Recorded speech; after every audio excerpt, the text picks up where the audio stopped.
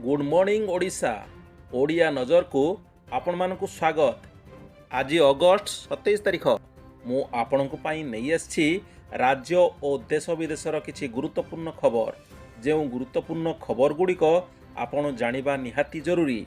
तेबे चलंतु सेही प्रमुख खबर उपरे नजर पकाई आनिबा। सुभद्रा योजना को नहीं आसीछि एक बड़ अपडेट खबर।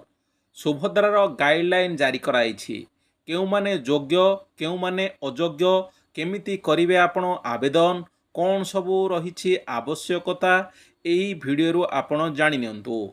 महिलांको पई उद्दिष्ट योजना हेउछि सुभद्रा योजना। सुभद्रा योजनार गाइडलाइन सरकार जारी करछन्ति। महिला और शिशु विकास विभाग पक्षरु सुभद्रार गाइडलाइन आसीछि। एही योजनार योग्य हिताधिकारी को 50,000 टंका मिलिबो। वार्षिक 10,000 टंका हारे 2024 एवं 2025 रु 2028-2029 मध्य अर्थात 5 वर्ष 50,000 टंका महिला मानंकु प्रदान करा जिवो। वार्षिक 10,000 टंकारु 5,000 टंका लाखाएं दुईटी किस्ती रे जमा करा जिवो सुभद्रा योजनार टंका। प्रति वर्ष प्रथम किस्ती रक्षाबंधन रे और द्वितीय किस्ती अंतर्जातीय महिला दिवस अर्थात मार्च 8 तारिख रे प्रदान करा जिवो। एही अर्थ को हिताधिकारी नाम रे आधार सक्षम और डीबीटी सक्षम एकक धारक बैंक अकाउंट रे आधार पेमेंट फ्री सिस्टम व्यवहार करी डायरेक्ट बेनिफिट्स ट्रांसफर सिस्टम माध्यम रे जमा करा जिवो। डिजिटल कारोबार को उत्साहित करिया पई सरकार एक व्यापक पुरस्कार और स्वीकृति कार्यक्रम आरंभ करिवे। एहा अधीन रे समस्त ग्राम पंचायत पौरांचल संस्थारू 100 जन महिला जो माने निर्दिष्ट आर्थिक वर्ष रे सर्वाधिक संख्यक डिजिटल कारोबार करिथिबे सेमानंकु 500 टंकार अतिरिक्त लाभ सेमानंको बैंक अकाउंट जरिया रे पाई परिबे। एथिपाई विस्तृत एसओपी प्रस्तुत कराई सूचित करा जिवो। एही योजना राज्यर समस्त 30 जिल्ला रे कार्यकारी हेबो। योग्यता मानदंड पूर्ण करुथुबा समस्त महिला एही योजना अधीन रे अंतर्भुक्त हेबे। तेबे कौन सबू रहिछि योग्यता मानदंड आसंतु जानि नेबा। आवेदनकारी ओडिशार बासिंदा होइथिबा आवश्यकता रहिछि। आवेदनकारी बयस 21 वर्ष किंबा ताठारु अधिक एवं 60 वर्षरु कम वर्ष बयस होइथिबा आवश्यक। आधार कार्ड रे थिबा जन्म तारीख को हिताधिकारी बयस गणना पाई अंतिम तारीख भावे ग्रहण करा जिवो। आर्थिक वर्ष 2024-25 पाई 1 जुलाई 2004 तारीख सुधा महिलांको बयस 21 वर्ष किंबा ताठारु अधिक एवं 60 वर्षरु कम हेबा आवश्यक। तेणु आवेदनकारी जन्म तारीख 2/7/1964 पूर्वरु किंबा 1/7/2003 पर हेबा उचित नुहे। परवर्ती वर्षगुड़िक पई योग्यता तारीख सरकार द्वारा निर्धारित समय रे जणाई दिया जिवो। केउ माने अयोग्य बोली आपण माने जानि परिबे।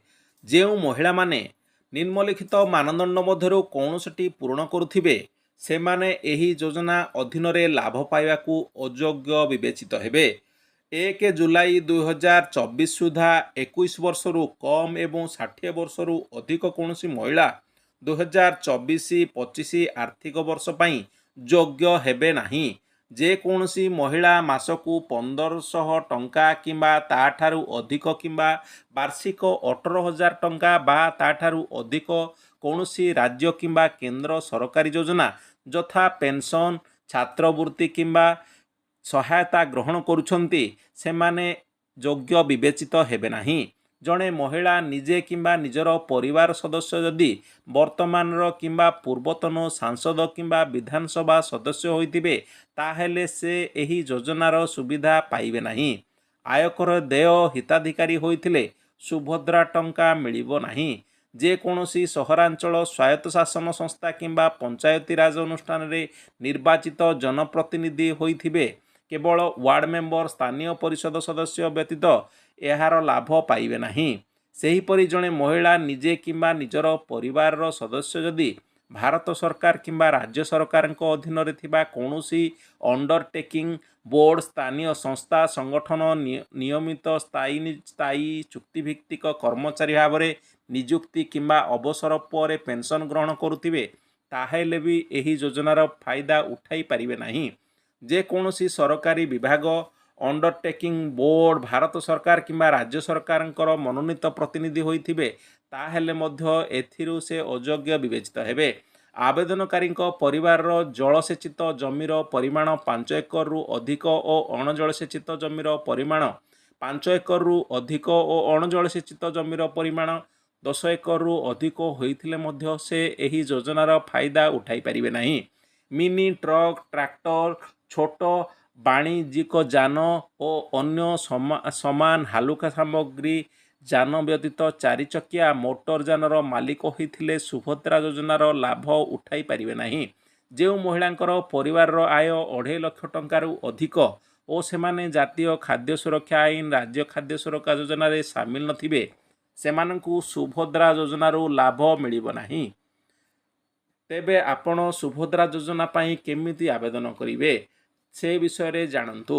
ସୁଭଦ୍ରା ଯୋଜନାର ଲାଭ ଉଠାଇବା ପାଇଁ ଫର୍ମ ପୂରଣ କରି ଅଫଲାଇନରେ ତଥା ସୁଭଦ୍ରା ପୋର୍ଟାଲରେ ଅନଲାଇନରେ ଆବେଦନ କରିପାରିବେ। ଅଙ୍ଗନବାଡ଼ି କେନ୍ଦ୍ର, ବ୍ଲକ, ମୋ ସେବା କେନ୍ଦ୍ର, ସାଧାରଣ ସେବା କେନ୍ଦ୍ର ଇତ୍ୟାଦିରେ ମୁଦ୍ରିତ ଆବେଦନ ଫର୍ମ ମାଗଣାରେ ଉପଲବ୍ଧ ହେବ। ଆବେଦନକାରୀମାନେ ଫର୍ମ ପୂରଣ କରି ଏହାକୁ ନିକଟସ୍ଥ ମୋ ସେବା କେନ୍ଦ୍ର, ସାଧାରଣ ସେବା କେନ୍ଦ୍ରରେ ଦାଖଲ କରିବାକୁ ପଡ଼ିବ। ଆବେଦନକାରୀଙ୍କ ଦ୍ୱାରା ଦାଖଲ କରାଯାଇଥିବା ଫର୍ମ ଓ ଆଧାର କାର୍ଡ଼ରେ କୌଣସି ଅସଙ୍ଗତି ଥିଲେ ଆଧାରରେ ଥିବା ସୂଚନାକୁ ଚୂଡ଼ାନ୍ତ ଭାବେ ଗ୍ରହଣ କରାଯିବ। ସଂଗୃହୀତ ସମସ୍ତ ଆବେଦନକୁ ସରକାରଙ୍କ ପାଖରେ ସଦ୍ୟତମ ଉପଲବ୍ଧ ଡାଟାବେସ୍ ସହିତ ଯାଞ୍ଚ କରାଯିବ ଓ ଆବଶ୍ୟକ ସ୍ଥଳରେ କ୍ଷେତ୍ର ଅନୁସାରେ ଅନୁସନ୍ଧାନ ମାଧ୍ୟମରେ ଯାଞ୍ଚ କରାଯିବ ବୋଲି ଜଣାପଡ଼ିଛି। ଏଥିସହିତ ଆଉ ସବୁ କ'ଣ କରିବାକୁ ପଡ଼ିବ? ସମସ୍ତ ଆବେଦନକାରୀ ସୁଭଦ୍ରା ଅଧୀନରେ ଯୋଗ୍ୟ ବିବେଚିତ ହେବା ପାଇଁ ଇ-KYC ନିମିତ୍ତ ନିଜର ଘୋଷଣାନାମା ଦେବେ। ଇ-KYCର ଚେହେରା ପ୍ରାମାଣିକ ପଦ୍ଧତି ମାଧ୍ୟମରେ ହିତାଧିକାରୀମାନେ ସେମାନଙ୍କର ଆଧାର ନମ୍ବର ପ୍ରଦାନ କରି Subhadra portal, Subhadra mobile app ମାଧ୍ୟମରେ ଏହି ପ୍ରକ୍ରିୟା ସମ୍ପାଦନ କରିପାରିବେ। ଯେଉଁ ମହିଳାମାନେ ଯୋଗ୍ୟ ଅଟନ୍ତି ଓ ସୁଭଦ୍ରା ଅଧୀନରେ ଲାଭ ପାଇବାକୁ ଆବେଦନ କରିବାକୁ ଚାହିଁବେ ସେମାନଙ୍କର ନିଜ ନାମରେ ଆଧାର କାର୍ଡ଼, ଆଧାର ନମ୍ବର ରହିବା ଆବଶ୍ୟକ। ସେମାନେ ନିଶ୍ଚିତ ଭାବରେ ସେମାନଙ୍କର ମୋବାଇଲ ନମ୍ବରକୁ ଆଧାର କାର୍ଡ଼ ସହିତ ଲିଙ୍କ କରିଥିବେ। ସେମାନଙ୍କର ଏକକ ଧାରକ ବ୍ୟାଙ୍କ ଆକାଉଣ୍ଟ ଥିବା ଆବଶ୍ୟକ ରହିଛି। ଯଦି ହିତାଧିକାରୀଙ୍କ ପାଖରେ ଆଧାର ନମ୍ବର ନାହିଁ କିମ୍ବା ତାଙ୍କର ଆଧାର କାର୍ଡ଼ରେ ତଥ୍ୟ ମେଳ ଖାଉନାହିଁ ତାହେଲେ ତାଙ୍କୁ ଆଧାର ଅଧୀନରେ ନିଜକୁ ପଞ୍ଜୀକୃତ କରିବାକୁ ପଡ଼ିବ କିମ୍ବା ଆବଶ୍ୟକ ଅନୁଯାୟୀ ତଥ୍ୟ ସଂଶୋଧନ କରିବାକୁ ପଡ଼ିବ। ଯଦି ହିତାଧିକାରୀଙ୍କ ଏକକ ଆଧାର ସକ୍ଷମ ଓ DBT ସକ୍ଷମ ବ୍ୟାଙ୍କ ଆକାଉଣ୍ଟ ନାହିଁ ତାଙ୍କୁ ଏକକ ଧାରକ ବ୍ୟାଙ୍କ ଆକାଉଣ୍ଟ ଖୋଲିବା, ବ୍ୟାଙ୍କ ଆକାଉଣ୍ଟକୁ ଆଧାର ସକ୍ଷମ କରିବା, ବ୍ୟାଙ୍କ ଆକାଉଣ୍ଟକୁ DBT ସକ୍ଷମ କରିବା ଓ ଇ-KYC ପ୍ରକ୍ରିୟା ସମ୍ପୂର୍ଣ୍ଣ କରିବା ପାଇଁ ଏକ ସୁଯୋଗ ପ୍ରଦାନ କରାଯିବ। ଏହା ସହିତ ଆଉ କିଛି କଥା ଆପଣ ଜାଣିବା ଜରୁରୀ। ଜଣେ ହିତାଧିକାରୀ ସୁଭଦ୍ରା ପୋର୍ଟାଲ ମାଧ୍ୟମରେ ଓଡ଼ିଶାରେ ଥିବା ତାଙ୍କର ସାଥୀ ଅନ୍ୟ ସମକକ୍ଷ ଭଉଣୀମାନଙ୍କ ସଶକ୍ତିକରଣ ଏବଂ କଲ୍ୟାଣକୁ ସମର୍ଥନ କରିବା ପାଇଁ ସ୍ୱଇଚ୍ଛାରେ ସୁଭଦ୍ରାରୁ ବାହାରିବା ପାଇଁ ଚୟନ କରିପାରିବେ। ଯଦି ଅନୁମୋଦିତ ହିତାଧିକାରୀ ଦୁର୍ଭାଗ୍ୟଜନକ ଘଟଣାରେ ମୃତ୍ୟୁ ଘୋଷିତ ହୁଅନ୍ତି ତାହେଲେ ଅନୁମୋଦିତ ସହାୟତା ବାତିଲ କରିଦିଆଯିବ। ଏହି ଯୋଜନାର ପ୍ରଭାବଶାଳୀ କାର୍ଯ୍ୟକାରିତା ତଦାରଖ କରିବା ପାଇଁ ରାଜ୍ୟ ସ୍ତରରେ ଏକ ରାଜ୍ୟସ୍ତରୀୟ ପରିଚାଳନା ଓ ତଦାରଖ କମିଟି ଗଠନ କରାଯିବ। ମୁଖ୍ୟ ଶାସନ ସଚିବ ଏହାର ଅଧ୍ୟକ୍ଷ ଓ ଉନ୍ନୟନ କମିଶନର ଏହା ଉପାଧ୍ୟକ୍ଷ ରହିବେ। ସେହିଭଳି ଜିଲ୍ଲା ସ୍ତରରେ ଜିଲ୍ଲାସ୍ତରୀୟ ତଦାରଖ କମିଟି ଗଠନ କରିବ। ଏହାର ଅଧ୍ୟକ୍ଷ ରହିବେ ଜିଲ୍ଲାପାଳ। ବ୍ଲକ ସ୍ତରରେ ବିଡ଼ିଓଙ୍କ ଅଧ୍ୟକ୍ଷତାରେ ବ୍ଲକ ସ୍ତରୀୟ ଯାଞ୍ଚ କମିଟି ଗଠନ କରାଯିବ। ସହରାଞ୍ଚଳ ନଗର ନିଗମ ସ୍ତରରେ ସହରାଞ୍ଚଳ ସ୍ତରୀୟ ଯାଞ୍ଚ କମିଟି ଗଠନ ହେବ। ମହିଳା ଓ ଶିଶୁ ବିକାଶ ବିଭାଗ ସୁଭଦ୍ରା ଯୋଜନାର ନୋଡାଲ ବିଭାଗ ହେବ। ଏହି ଯୋଜନାର ସଫଳ ରୂପାୟନ ସକ୍ଷମ କରିବାକୁ ମହିଳା ଓ ଶିଶୁ ବିଭାଗ ନିୟମିତ ବ୍ୟବଧାନରେ ଆଦେଶ ଓ ନିର୍ଦ୍ଦେଶାବଳୀ ଜାରି କରିବେ। ଯଦି ଏହି ଯୋଜନାର ବ୍ୟାଖ୍ୟା କିମ୍ବା କାର୍ଯ୍ୟକାରିତା ସମ୍ବନ୍ଧରେ କୌଣସି ବିବାଦ ଥାଏ ମହିଳା ଶିଶୁ ବିକାଶ ବିଭାଗର ନିଷ୍ପତ୍ତି ଚୂଡ଼ାନ୍ତ ଏବଂ ବାଧ୍ୟତାମୂଳକ ହେବ ବୋଲି ଜଣାପଡ଼ିଛି। ରାସନକୁ ନେଇ ଆସିଛି ବଡ଼ ଅପଡେଟ୍ ଖବର। ଭାରତ ସରକାର ଦେଶର ଜନତାଙ୍କ ପାଇଁ ବିଭିନ୍ନ ଯୋଜନା ଆଣିଛନ୍ତି। ଏହି ଯୋଜନାଗୁଡ଼ିକ ମଧ୍ୟରୁ ଅଧିକାଂଶ ଗରିବ ଏବଂ ଅଭାବୀ ଲୋକଙ୍କ ପାଇଁ ରହିଛି। କେନ୍ଦ୍ର ସରକାର ଗରିବ ଲୋକଙ୍କୁ ମାଗଣା ରାସନ ଯୋଗାଇ ଆସୁଛନ୍ତି। ମାଗଣା ରାସନ ଯୋଜନା ଅଧୀନରେ ସରକାର ସମସ୍ତ ରାସନ କାର୍ଡଧାରୀଙ୍କୁ ରାସନ ପ୍ରଦାନ କରୁଛନ୍ତି। କିନ୍ତୁ ବର୍ତ୍ତମାନ ଏଥିରେ ଏକ ବଡ଼ ପରିବର୍ତ୍ତନ ହୋଇଛି। ପୂର୍ବରୁ ସରକାର ରାସନ କାର୍ଡଧାରୀମାନଙ୍କୁ ମାଗଣା ଚାଉଳ ଦେଉଥିଲେ, କିନ୍ତୁ ବର୍ତ୍ତମାନ ସରକାର ଏଥିରେ ନୂଆ ନିଷ୍ପତ୍ତି ନେଇଛନ୍ତି। ଏହି ନୂଆ ନିଷ୍ପତ୍ତି ଅନୁଯାୟୀ ମାଗଣା ଚାଉଳ ଆଉ ଉପଲବ୍ଧ ହେବ ନାହିଁ, ବରଂ ମାଗଣା ଚାଉଳ ବଦଳରେ ସରକାର ବର୍ତ୍ତମାନ 9ଟି ଜରୁରୀ ଜିନିଷ ଯୋଗାଇ ଦେବେ ବୋଲି ଜଣାପଡ଼ିଛି। ଏହି ଜିନିଷ ଗୁଡ଼ିକ ମଧ୍ୟରେ ରହିଛି ଗହମ, ଡାଲି, ଚଣା, ଚିନି, ଲୁଣ, ସୋରିଷ ତେଲ, ଅଟା, ସୋୟାବିନ୍ ଏବଂ ମସଲା।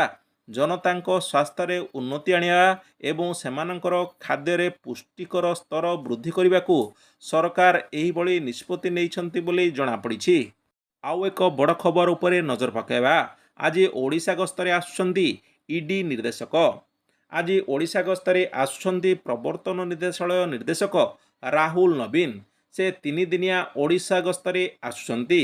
ତାଙ୍କର ଏହି ଗସ୍ତ ସମୟରେ ଏକାଧିକ ପୁରୁଣା ଫାଇଲ ଖୋଲିବା ସହ ନୂଆ ମାମଲା ରୁଜୁ ହୋଇପାରେ ବୋଲି ଆଶଙ୍କା ରହିଛି। ଭୁବନେଶ୍ୱର ସହ ସେ ପୁରୀ ଏବଂ କଟକ ଗସ୍ତରେ ଯିବେ, ଯାହାକୁ ନେଇ ଏବେଠାରୁ କଳାକାରନାମାରେ ଲିପ୍ତ ବ୍ୟକ୍ତିବିଶେଷଙ୍କ ମଧ୍ୟରେ ଛନକା ପଶିଲାଣି। 1993 ବ୍ୟାଚ୍ ଭାରତୀୟ ରାଜସ୍ୱ ସେବା ଅଧିକାରୀ ରାହୁଲ ନବୀନଙ୍କୁ ଏନଫୋର୍ସମେଣ୍ଟ ନିର୍ଦ୍ଦେଶାଳୟର ନୂତନ ନିର୍ଦ୍ଦେଶକ ଭାବେ ଗତ 14 ତାରିଖରେ ନିଯୁକ୍ତ କରାଯାଇଥିଲା। ନିର୍ଦ୍ଦେଶକ ଭାବରେ ନିଯୁକ୍ତ ହେବା ପରେ ତାଙ୍କର ପୂର୍ବରୁ ନବୀନ ଇଡିର ସ୍ୱତନ୍ତ୍ର ନିର୍ଦ୍ଦେଶକ ଭାବେ କାର୍ଯ୍ୟ କରୁଥିଲେ। ଏହା ପୂର୍ବରୁ କ୍ୟାବିନେଟ୍ର ନିଯୁକ୍ତି କମିଟି ରାହୁଲ ନବୀନଙ୍କ ପଦବୀକୁ ଅତିରିକ୍ତ ସଚିବ ସ୍ତରକୁ ଉନ୍ନୀତ କରିବାକୁ ଇଡି ନିର୍ଦ୍ଦେଶକ ପଦବୀ ପାଇଁ ଅନୁମୋଦନ କରିଥିଲେ। ଲଦାଖକୁ ନେଇ ଆସିଛି ବଡ଼ ଖବର। କେନ୍ଦ୍ରଶାସିତ ଅଞ୍ଚଳ ଲଦାଖରେ ଆଉ 5ଟି ନୂଆ ଜିଲ୍ଲା ଗଠନ ହୋଇଛି। କେନ୍ଦ୍ର ଗୃହ ମନ୍ତ୍ରଣାଳୟ ଏହି 5 ଜିଲ୍ଲା ଗଠନ କରିଛି।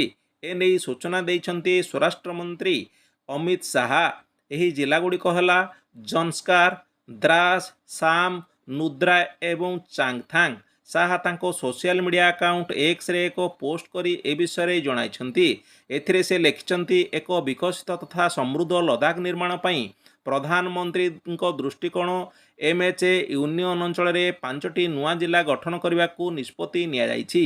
ଏହି ନୂଆ ଜିଲ୍ଲାଗୁଡ଼ିକ ପ୍ରତ୍ୟେକ ଦ୍ୱାରରେ ଶାସନକୁ ସୁଦୃଢ଼ କରି ଲୋକଙ୍କ ଦ୍ୱାରା ଦେଶରେ ପହଞ୍ଚାଇ ପାରିବ। ଲଦାଖର ଲୋକଙ୍କ ପାଇଁ ପ୍ରଚୁର ସୁଯୋଗ ସୃଷ୍ଟି କରିବାକୁ ମୋଦି ସରକାର ପ୍ରତିଶ୍ରୁତିବଦ୍ଧ ବୋଲି ସେ ତାଙ୍କ ପୋଷ୍ଟରେ ଉଲ୍ଲେଖ କରିଛନ୍ତି। ପାଣିପାଗକୁ ନେଇ ଆସିଲା ଅପଡେଟ୍ ଖବର। ଲଘୁଚାପର ରୂପ ନେଲା ଘୂର୍ଣ୍ଣିବଳୟ। ପ୍ରଭାବରେ ରାଜ୍ୟରେ 2 ଦିନ ଯାଏ ନିର୍ଧୁମ ଛେଚିବ। 4 ଜିଲ୍ଲାକୁ ଅରେଞ୍ଜ ଆଲର୍ଟ ଜାରି। 14 ଜିଲ୍ଲାକୁ ୟେଲୋ ୱାର୍ଣ୍ଣିଂ ଜାରି କରାଯାଇଛି। ସମୁଦ୍ର ଅଶାନ୍ତ ଥିବାରୁ 48 ଘଣ୍ଟା ଯାଏ ସମୁଦ୍ର ଯିବାକୁ ବାରଣ କରାଯାଇଛି। ଲଘୁଚାପ ପ୍ରଭାବରେ ଆସନ୍ତା 24 ଘଣ୍ଟାରେ ପ୍ରବଳରୁ ଅତି ପ୍ରବଳ ବର୍ଷା ସମ୍ଭାବନା ରହିଛି। 4 ଜିଲ୍ଲାକୁ ଅରେଞ୍ଜ ଆଲର୍ଟ ଜାରି କରିଛି ପାଣିପାଗ ବିଭାଗ। ବାଲେଶ୍ୱର, ଭଦ୍ରକ, କେନ୍ଦୁଝର ଏବଂ ମୟୂରଭଞ୍ଜ ପାଇଁ ସତର୍କତା ଜାରି କରାଯାଇଛି। ପ୍ରବଳରୁ ଅତି ପ୍ରବଳ ବର୍ଷା ନେଇ 4 ଜିଲ୍ଲା କେନ୍ଦୁଝର, ମୟୂରଭଞ୍ଜ, ସୁନ୍ଦରଗଡ଼, ଝାରସୁଗୁଡ଼ାକୁ ଦିଆଯାଇଛି ୟେଲୋ ୱାର୍ଣ୍ଣିଂ। ସେହିପରି ବରଗଡ଼, ଦେବଗଡ଼, ଅନୁଗୁଳ, ଢେଙ୍କାନାଳ, ସୋନପୁର, ବଲାଙ୍ଗୀର, ନୂଆପଡ଼ା, ବାଲେଶ୍ୱର, ଭଦ୍ରକ, ଯାଜପୁର, ଜଗତସିଂହପୁର, କେନ୍ଦ୍ରାପଡ଼ା, କଟକ, ସମ୍ବଲପୁରକୁ ୟେଲୋ ୱାର୍ଣ୍ଣିଂ ଜାରି କରାଯାଇଛି। ତେବେ 27ରେ ବର୍ଷାର ପରିମାଣର ସାମାନ୍ୟ କମିବ। 28ରୁ ପୁଣି ଛେଚିବ ବୋଲି ପୂର୍ବାନୁମାନ କରାଯାଇଛି, କାରଣ 29 ତାରିଖ ବେଳକୁ ଉତ୍ତର ବଙ୍ଗୋପସାଗରରେ ସୃଷ୍ଟି ହେବ ଆଉ ଏକ ଲଘୁଚାପ। ଏହାର ପ୍ରଭାବରେ ସେପ୍ଟେମ୍ବର 3 ତାରିଖ ପର୍ଯ୍ୟନ୍ତ ପ୍ରବଳ ବର୍ଷା ଲାଗି ରହିବ ବୋଲି ଜଣାପଡ଼ିଛି। କେନ୍ଦ୍ର କର୍ମଚାରୀଙ୍କ ପାଇଁ ଖୁସି ଖବର। କେନ୍ଦ୍ର ସରକାରଙ୍କ ଅଧୀନରେ କାର୍ଯ୍ୟରତ କର୍ମଚାରୀ ଓ ପେନ୍ସନଧାରୀମାନେ ମହଙ୍ଗା ବୃଦ୍ଧିକୁ ନେଇ ଉତ୍ସୁକତାର ସହ ଅପେକ୍ଷା କରିଛନ୍ତି। ଏହା ମଧ୍ୟରେ ଆସିଛି ଖୁସି ଖବର। ମୋଦି ସରକାର ଏଥର 3% DA ବୃଦ୍ଧି କରିପାରନ୍ତି। ରିପୋର୍ଟ ଅନୁଯାୟୀ ଯଦି ଏହା ମଞ୍ଜୁରୀ ମିଳେ ତେବେ DA ଏବଂ ଡିଅର୍ନେସ୍ ଆଶ୍ୱସ୍ତି ଉଭୟ ବୃଦ୍ଧି ହୋଇପାରେ। ରିପୋର୍ଟ ଅନୁଯାୟୀ DAକୁ ନେଇ କେନ୍ଦ୍ର ସରକାର ଖୁବ୍ ଶୀଘ୍ର କିଛି ଘୋଷଣା କରିପାରନ୍ତି। ବର୍ତ୍ତମାନ କେନ୍ଦ୍ର କର୍ମଚାରୀମାନେ 50% DA ପାଉଥିବା ବେଳେ ଏହା 3% ବଢ଼ି 53% ହୋଇପାରେ ବୋଲି ଜଣାପଡ଼ିଛି। ସେହିପରି କରୋନା ମହାମାରୀ ସମୟରେ କର୍ମଚାରୀଙ୍କ ବାକି ଥିବା 18 ମାସର DA ଏଥର ଜାରି ହୋଇନପାରେ। ସପ୍ତମ ବେତନ କମିଶନ ଆୟୋଗଙ୍କ ଘୋଷଣାକୁ ନେଇ ସରକାରଙ୍କ ତରଫରୁ ଏନେଇ ଅଫିସିଆଲ ଭାବରେ କୌଣସି ଘୋଷଣା କରାଯାଇନାହିଁ। ସାଧାରଣ ଭାବେ ବର୍ଷର ଜାନୁଆରୀ ଓ ଜୁଲାଇ ମାସରେ 2 ଥର କେନ୍ଦ୍ର ସରକାର DAରେ ସଂଶୋଧନ କରିଥାନ୍ତି। ଏନେଇ ଅଫିସିଆଲ ଭାବେ ଘୋଷଣା କରାଯାଇଥାଏ। ଚାଷୀଙ୍କ ପାଇଁ ଆସିଛି ବଡ଼ ଖବର। ଓଡ଼ିଶାରେ ନୂଆ ସରକାର ଗଠନ ପରେ ନୂଆ ଯୋଜନା ଲାଗୁ କରିଛନ୍ତି। ଅର୍ଥାତ୍ ଏଥର ଆଉ କୃଷକମାନଙ୍କୁ କାଳିଆ ଟଙ୍କା ମିଳିବନି, ବରଂ ତା ବଦଳରେ ସିଏମ୍ କିଷାନ ଯୋଜନା ଅଧୀନରେ ଟଙ୍କା ମିଳିବ। ସିଏମ୍ କିଷାନ ଯୋଜନାରେ ନୂଆଖାଇ ଅବସରରେ ଆସିବାକୁ ଯାଉଛି ଟଙ୍କା। ଅର୍ଥାତ୍ ସେପ୍ଟେମ୍ବର 8 ତାରିଖରେ ନୂଆଖାଇ ପଡ଼ିବ। ଆଉ ଏହି ଅବସରରେ କୃଷକମାନଙ୍କୁ ଟଙ୍କା ଦିଆଯିବ ବୋଲି କୁହାଯାଉଛି। ସିଏମ୍ କିଷାନ ଯୋଜନା, ଏହି ଯୋଜନାରେ ବର୍ଷକୁ 4,000 ଟଙ୍କା ମିଳିବ। ନୂଆଖାଇ ଅବସରରେ ଏହି ଟଙ୍କା ପ୍ରଦାନ କରାଯିବ ବୋଲି ଜଣାପଡ଼ିଛି। ତେବେ କେଉଁମାନେ ଏହି ନୂଆ ଯୋଜନାରୁ ବାଦ୍ ପଡ଼ିବେ ତାକୁ ନେଇ ଏବେ ଦ୍ୱନ୍ଦ୍ୱ ଲାଗି ରହିଛି। ସିଏମ୍ କିଷାନ ଯୋଜନା, ଏହି ଯୋଜନା ପାଇଁ କିଏ ଯୋଗ୍ୟ ତାକୁ ନେଇ ସରକାରଙ୍କ ପକ୍ଷରୁ ଏଯାଏଁ କୌଣସି ନିର୍ଦ୍ଦିଷ୍ଟ ଘୋଷଣା ହୋଇନାହିଁ। କାଳିଆ ଯୋଜନା ବଦଳରେ ସିଏମ୍ କିଷାନ ଯୋଜନାରେ ଚାଷୀଙ୍କୁ ଟଙ୍କା ମିଳିବ ବୋଲି ସରକାର ଘୋଷଣା କରିଛନ୍ତି। ତେବେ ଏହି ଯୋଜନାରେ ଟଙ୍କା ପାଇବାକୁ ଚାହୁଁଥିବା ଲୋକେ ସେମାନଙ୍କ ଆକାଉଣ୍ଟ ଚେକ୍ କରନ୍ତୁ। KYC ହୋଇଛି ନା ନାହିଁ ତାହା ଚେକ୍ କରନ୍ତୁ। କାରଣ ଅନେକ ସମୟରେ KYCରେ ତ୍ରୁଟି କାରଣରୁ ଅନେକ ସମୟରେ ଚାଷୀଙ୍କ ଆକାଉଣ୍ଟକୁ ଟଙ୍କା ଯାଇପାରିନଥାଏ। ଅନ୍ୟପଟେ ଏଯାଏଁ ସିଏମ୍ କିଷାନ ଯୋଜନାରେ କୌଣସି ପୋର୍ଟାଲ ଆସିନାହିଁ, କୌଣସି ଲିଷ୍ଟ ସମ୍ପର୍କରେ ମଧ୍ୟ ସୂଚନା ଦିଆଯାଇନାହିଁ। କିନ୍ତୁ ସେପ୍ଟେମ୍ବର 8 ତାରିଖରେ ସିଏମ୍ କିଷାନ ଯୋଜନାରେ ଚାଷୀଙ୍କୁ ଟଙ୍କା ମିଳିବ ବୋଲି ଜଣାପଡ଼ିଛି। ଆସନ୍ତୁ ଆଉ ଏକ ବଡ଼ ଖବର ଉପରେ ନଜର ପକାଇବା। ଭୁବନେଶ୍ୱର ବିଜୁ ପଟ୍ଟନାୟକ ଅନ୍ତର୍ଜାତୀୟ ବିମାନ ବନ୍ଦରରୁ ବ୍ୟାପକ ପରିମାଣର ସୁନା ଓ ରୂପା ଜବତ ହୋଇଛି। 2ଟି କଣ୍ଟେନରରେ ବୋଝେଇ ହୋଇ ଚାଲାଣ ହେଉଥିବା ବେଳେ ସୁନା ରୂପା ଜବତ କରିଛି ସିଟି GST ବିଭାଗ। ପାଖାପାଖି 80 କେଜି ସୁନା ଓ 1.5 କୁଇଣ୍ଟାଲ ରୂପା ଜବତ ହୋଇଥିବା ଜଣାପଡ଼ିଛି, ଯାହାର ଆନୁମାନିକ ମୂଲ୍ୟ 30 କୋଟିରୁ ଉର୍ଦ୍ଧ୍ୱ ଟଙ୍କା ହେବ ବୋଲି ସୁନାର ମୂଲ୍ୟ କୁହାଯାଉଛି। ସେହିପରି ରୂପାର ମୂଲ୍ୟ ମଧ୍ୟ 5 କୋଟି ଟଙ୍କା ହେବ ବୋଲି ଆକଳନ କରାଯାଇଛି। ବ୍ୟାଙ୍କରୁ ATMକୁ ଟଙ୍କା ନେବା ପାଇଁ ଯେଉଁ ଗାଡ଼ି ବ୍ୟବହାର କରାଯାଏ, ସେହି ଗାଡ଼ିରେ ଚାଲାଣ ହେଉଥିବା ବେଳେ ଧରାପଡ଼ିଛି। ଏହି ଗାଡ଼ିରେ ସୁରକ୍ଷା ବିଶେଷ ଗୁରୁତ୍ୱ ଦିଆଯାଇଥାଏ। ଏହି ଗାଡ଼ିକୁ ଖୋଲିବା କଷ୍ଟକର। ଯେଉଁମାନେ ସେହି ଗାଡ଼ି ଦାୟିତ୍ୱରେ ଥିବେ ସେମାନେ ହିଁ ଖାଲି ଖୋଲିପାରିବେ। ତେବେ ଏହି ଗାଡ଼ିରେ ସୁନା ନେବା ଆଣିବାକୁ ନେଇ ପ୍ରଶ୍ନ ଉଠିଛି। ଏକ ବଡ଼ ଧରଣର ସୁବ୍ୟବସ୍ଥିତ ଢାଞ୍ଚାରେ ଏପରି ସୁନା ଚାଲାଣ ହେଉଥିବା ସନ୍ଦେହ କରାଯାଉଛି। ଏହା କାରବାର କାହାର ହାତ ଅଛି ତାହା ଜଣାପଡ଼ିବା ପାଇଁ ସିଟି GST ଟିମ୍ ଛାନଭିନ୍ ଆରମ୍ଭ କରିଥିବା ଜଣାପଡ଼ିଛି। ଟିକ୍ଟକ୍କୁ ନେଇ ଆସିଲା ବଡ଼ ଖବର। ଏକ ସମୟରେ ସୋସିଆଲ ମିଡ଼ିଆ ଆପ୍ ଭାବେ ଟିକ୍ଟକ୍କୁ ବହୁତ ଲୋକେ ପସନ୍ଦ କରୁଥିଲେ ଏବଂ ଏହା ବହୁତ ଚର୍ଚ୍ଚାରେ ଥିଲା। ଏହି ଆପ୍କୁ ଲୋକମାନେ ବହୁତ ପସନ୍ଦ କରୁଥିଲେ ବି କିଛି ଘଟଣା ଏବଂ କିଛି ଦୁର୍ଘଟଣା ପରେ ଏହାକୁ ବ୍ୟାନ୍ କରାଯାଇଥିଲା। ଭାରତଠାରୁ ଆରମ୍ଭ କରି ଆମେରିକା ଯାଏଁ ଟିକ୍ଟକ୍ ବ୍ୟାନ୍ ହୋଇଛି। କିନ୍ତୁ ନିକଟରେ ଭାରତର ପଡ଼ୋଶୀ ଦେଶ ନେପାଳରେ ଟିକ୍ଟକ୍ ଉପରେ ଥିବା ପ୍ରତିବନ୍ଧକକୁ ହଟାଇ ଦେଇଛି। ତେବେ କେତେକ ସର୍ତ୍ତରେ ଏହି ପ୍ରତିବନ୍ଧକକୁ ହଟାଇ ଦିଆଯାଇଥିବା ଜଣାପଡ଼ିଛି। ନେପାଳ ସରକାର ପ୍ରାୟ 9 ମାସ ପୂର୍ବରୁ ଟିକ୍ଟକ୍ ଉପରେ ବ୍ୟାନ୍ ଲଗାଇଥିଲେ। ସାମାଜିକ ସୌହାର୍ଦ୍ଦ୍ୟ ଏବଂ ସଦ୍ଭାବନାକୁ ଭଣ୍ଡୁର କରିବା ପାଇଁ ଏହି ବ୍ୟାନ୍ ଲାଗୁ କରାଯାଇଥିଲା। ସେଥିପାଇଁ ନେପାଳ ସରକାର ଏହି ଆପ୍କୁ ବେଆଇନ ଘୋଷଣା କରିଥିଲେ। ବର୍ତ୍ତମାନ ଏକ ରିପୋର୍ଟ ଅନୁଯାୟୀ ଟିକ୍ଟକ୍ ଉପରୁ ଏହି ପ୍ରତିବନ୍ଧକ ହଟାଇବାକୁ ନିଷ୍ପତ୍ତି ନେଇଛି କ୍ୟାବିନେଟ୍। ଟିକ୍ଟକ୍ ସହ ଜଡ଼ିତ ତ୍ରୁଟି ସୁଧାରିବା ଏବଂ ଏହାର ବିଷୟବସ୍ତୁକୁ ନିୟନ୍ତ୍ରଣ କରିବା ପାଇଁ ସର୍ତ୍ତ ରଖାଯାଇଛି। ତ ଇଏ ଥିଲା ଆଜିର ପ୍ରମୁଖ ଖବର। ପୁଣି କିଛି ନୂଆ ଖବର ସହ ଆପଣଙ୍କ ସାମ୍ନାରେ ଉପସ୍ଥିତ ହେବି।